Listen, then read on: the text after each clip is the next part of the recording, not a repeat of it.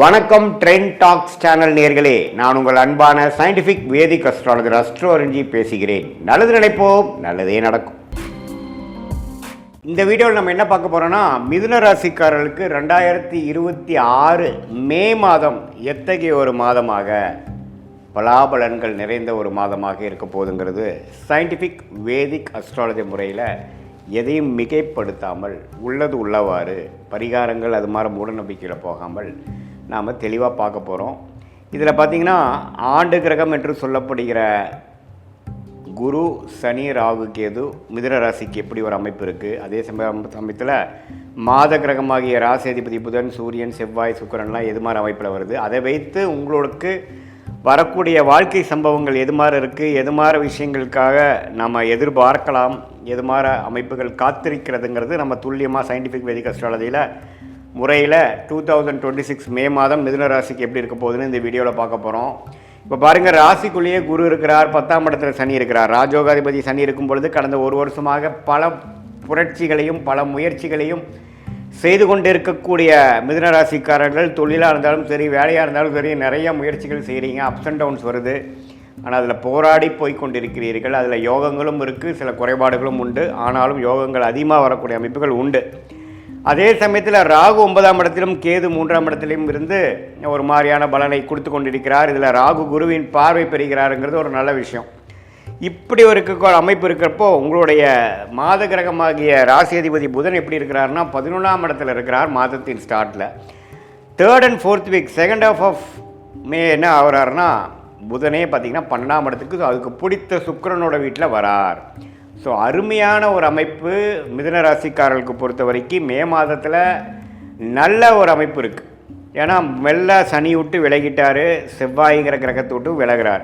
So சனி செவ்வாயோட விலகி புதன் வந்து மெல்ல சுக்கிரனோட வருது, சுக்கிரனோட வீட்டுக்கு போகிறது அப்படிங்கிற மாதிரி அமைப்பு வரும்பொழுது இதுவரை கடந்த 3-4 வருஷம் 3 மாதமாக ஜனவரி மாதம் 2026 சில வாய்ப்புகளை நழுவ விட்ட மிதுன ராசிக்காரர்கள் இந்த டைமில் வந்து நல்லாவே கையில் 2 கையிலையும் பிடிச்சிக்கக்கூடிய அமைப்புகள், திருமண விஷயங்கள், இல்லற விஷயங்கள், பெண்கள் விஷயங்கள், கணவனாக இருந்தால் மனைவி, மனைவியாக இருந்தால் கணவன் இல்லை, அது மாதிரி விஷயத்தில் அந்யோன்யங்கள் பெறுகிற மாதிரியும் நல்ல சுகபோகங்கள் வளரக்கூடிய அமைப்பு, வசதிப்படுத்திக்கக்கூடிய அமைப்பு, வாழ்க்கையில் உங்களுக்கு வேணுங்கிற சில வீடு விஷயமாக இருந்தாலும் சரி, வண்டி வாகனமாக இருந்தாலும் சரி, வசதிப்படுத்திக்கக்கூடிய அமைப்புகளில் அதுக்கு வேணுங்கிற பண வரவுகள் எல்லாமே நன்றாக இருக்கக்கூடிய அமைப்பாக மே மாதம், குறிப்பாக சொல்லணுன்னா செகண்ட் ஹாஃப் ஆஃப் மே வந்து மிதுன ராசிக்காரர்களுக்கு இருக்குதுங்கிறது நாம் தெரிந்து கொள்ள வேண்டும். இது ஒரு அற்புதமான ஒரு விஷயம். அதே சமயத்தில் சூரியன் 11ஆம் இடத்தில் இருக்கிறார், அது லாபஸ்தானத்தில் இருக்கிறார். லக்னாதி ராசி அதிபதி 11 இருக்கிறார். சுக்கிரன் பாருங்கள் 12ஆம் வீட்டிலே இருந்து மாதத்தின் செகண்ட் ஹாஃபில் ராசிக்குள்ளேயே வரார். இதெல்லாம் பார்த்திங்கன்னா நம்ம யோகமான ஒரு அமைப்பு. இது மூலமாக இன்னுமே சில விஷயங்கள் நம்ம செஞ்சுக்கலாம்.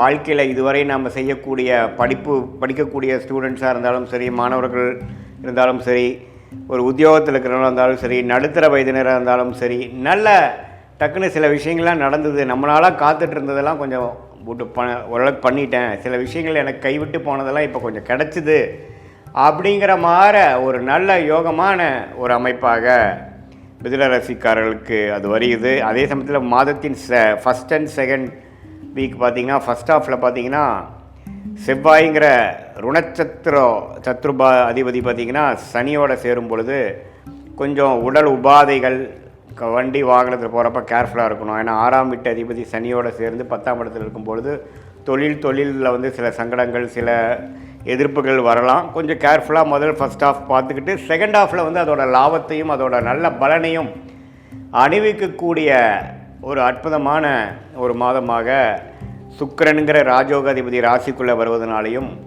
ராசி அதிபதியே 11ஆம் இடத்துலையும் 12ஆம் இடத்துலையும் நல்ல அமைப்பில் இருக்கிறனாலையும், ராஜோகாதிபதி 10ஆம் இடத்துல நீடித்திருக்கிறனாலையும் நல்ல அமைப்புகளை கொடுக்குது. ராசிக்குள்ளேயே குரு இருக்கிறார். ஜூன் மாதத்துக்கு அப்புறம் தான் குரு பயிற்சி ஆகுறதுங்கிறது நம்ம தெரிஞ்சுக்கணும். அதுக்கப்புறம் பார்த்திங்கன்னா நிறையா குடுக்கல் வாங்கல் அதிகமாகவும், நிறையா இன்வெஸ்ட்மெண்ட்ஸ் அது மாதிரி போகும். ஆனால் மே மாதம் வந்து அதுக்கு வேணுங்கிற நல்ல ஒரு ஃபவுண்டேஷனை கொடுக்கக்கூடிய ஒரு அற்புதமான ஒரு மாதமாக மே 2026 மிதுன ராசிக்காரர்களுக்கு வருகிறதுங்கிறது நம்ம தெரிஞ்சுக்கணும்.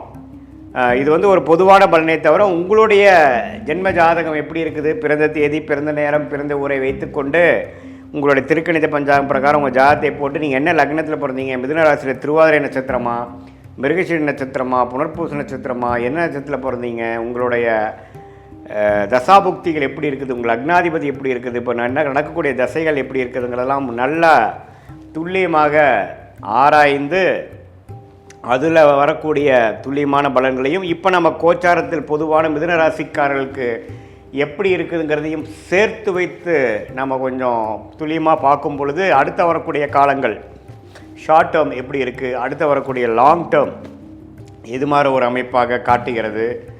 எந்த நேரத்தில் எது செய்யணும், எப்போ வந்து நல்ல நேரம் வருது, எப்போ ஜாப் சேஞ்ச் பண்ணலாம், எப்போ தொழில் அபிவிருத்தி பண்ணலாம், எப்போ தொழில் ஸ்டார்ட் பண்ணலாம், திருமண விஷயங்கள் எப்போ காட்டுது, லேட் மேரேஜா ஏர்லி மேரேஜா, அந்த இல்லற வாழ்க்கை அமையக்கூடிய அமைப்பு எப்போ வருது, குழந்தை பேரு எதிர்பார்க்குறவங்களுக்கு எப்போ குழந்தை பேரு கிடைக்கிற அமைப்புகள் மனைவி ஜாதகம் மூலமாகவும் கணவர் ஜாதகம் மூலமாகவும் காட்டுகிறது.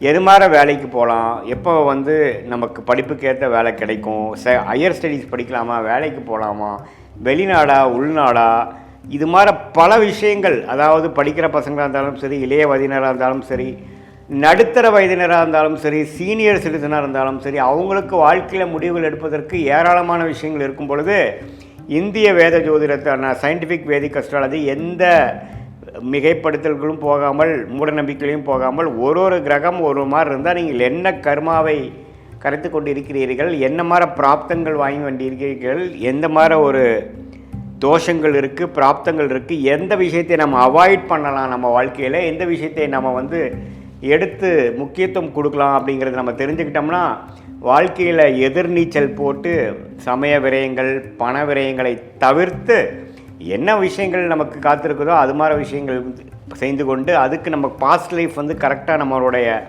சயின்டிஃபிக் வேதிக் அஸ்ட்ராலஜி முறையில் மேட்ச் ஆகுதா, நம்ம பாஸ்ட் லைஃப் நம்ம ப்ரிடிக்ட் பண்ணுறது கரெக்டாக இருக்கா அப்படிங்கிறத செக் பண்ணிவிட்டு இப்போது ப்ரெசன்ட் டைம் எப்படி இருக்குது, அடுத்து வரக்கூடிய இம்மீடியட் ஃப்யூச்சர் எப்படி இருக்குது, அதுக்கப்புறம் வரக்கூடிய லாங் டேர்ம் ஃப்யூச்சர் எப்படி இருக்குங்கிறதெல்லாம் துல்லியமாக பார்த்து அதற்கேற்ற முறையில் நாம் வந்து நல்ல அமைப்பாக நாம் நம்மளுடைய வாழ்க்கை சம்பவங்களை அமைத்து கொண்டு அதுக்கு தகுந்தமான முயற்சிகளை நம்ம செய்யும் பொழுது மிதுன ராசிக்காரர்களுக்கு இப்போ இருக்கக்கூடிய அந்த பொதுவான ஒரு அமைப்பு எது மாதிரி விஷயங்கள் காட்டுதோ அதை வந்து இன்னுமே நம்ம ஃபைன் டியூன் பண்ணி எது மாதிரி விஷயத்தில் எது மாதிரி டைமில் நம்ம எடுக்கலாம், எந்த விஷயத்தை நம்ம அவாய்ட் பண்ணலாம், நம்மளுடைய யோகமான கிரகம் என்னவா வருது, எதை நோக்கி போகலாம், எதில் நமக்கு லாபங்கள் அதிகமாக இருக்குது, எதில் நமக்கு பிராப்தங்கள் இருக்குது, எந்த டைரெக்ஷனில் போனோம்னா நம்ம ஈஸியாக நம்ம எதிர்நீச்சல் போடாமல் எளிதில் நம்மளுடைய குறிக்கோள்களை நம்மளோட கோலை அச்சீவ் பண்ண முடியுங்கிறதை